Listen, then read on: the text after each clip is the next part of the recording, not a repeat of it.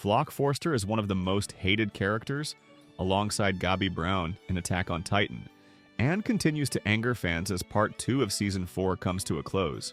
Even though he is loathed by viewers, it goes to show the audience that Flock is one of the most well-written characters in the show that started off as a side character and became a major character with crucial importance to the storyline. Flock Forster makes his appearance in Season 3 of Attack on Titan, when he becomes one of the new recruits for the Scout Regiment. At a first glance, anyone watching the show would believe that Flock was eventually going to meet a gory end, considering that the side characters have a history of being killed off by the creator. Flock, along with the other recruits, go on a mission to retake Wall Maria, and is placed outside the wall with Captain Levi and Commander Erwin.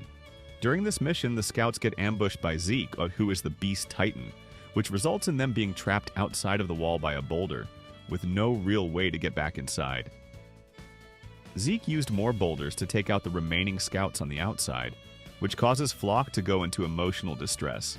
While this happens, Levi urges the scouts to take the surviving horses and move them closer to the wall for cover from Zeke.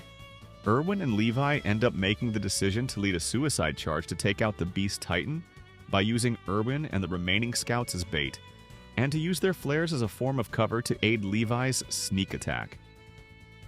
Flock is against the plan, but has no choice in the matter since everyone would share the same fate regardless of if they participated or not. Fans tend to forget that Flock is only 15 years old when this event occurs, so of course he wouldn't want to participate in this suicide mission. The mission ends ironically with Flock being the only surviving recruit outside of the walls, which leaves him with survivor's guilt and PTSD that develops his character later in Season 4. While Flock looks for survivors, he stumbles upon Erwin, clinging to life and believes if he can make it back to Levi in time, he could save the commander with an injection. Flock carries Erwin inside the wall to find that Armin is also badly injured as well. Flock and Eren debate over who gets the syringe, and that comes down to Levi making the decision to save Armin. With the mission over, only 9 scouts survived. Flock spirals into a moral dilemma of who should have been chosen to live, and sulks in his self-hatred, believing to be a coward as a result from his survivor's guilt. This guilt carries over to Season 4, which manifests into his deteriorating sanity. Season 4 takes place 4 years after these events, and with that, Flock goes from being an unimportant side character to one of the most reoccurring leads, with him being involved in the Yeagerist movement that is a rebellion against the Paradis military. Flock takes on the role of being the savior of humanity, similar to Erwin, both wanting to protect the same homeland, since the island of Marley wants to wipe out Paradis. Eren is the only one who can end the war with the two nations, so Flock works alongside him to make sure his plan, the rumbling, goes into effect. The effect of Flock's trauma shines through, while as the leader of the Yeagerists, he takes over Paradis' military as well as taking hostage of Marleyan officials. Flock's survivor's guilt and PTSD progress into insanity.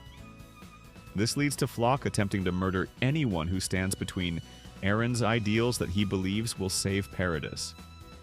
The end of Season 4, Part 2 leaves fans believing Flock died after falling injured into the ocean, which was caused by Gabi shooting him out of the sky to stop him from attacking the boat that his enemies were aboard. His motives for this are because of the deaths of his fellow Yeagerists, which could also be connected back to when all of his friends died 4 years prior. It's also amusing how the last few chapters where he appeared largely vindicated him. He truly wasn't a coward. He wasn't lying about being part of Eren's innermost circle, and his first priority really was the welfare of his people, not his own self-aggrandizement.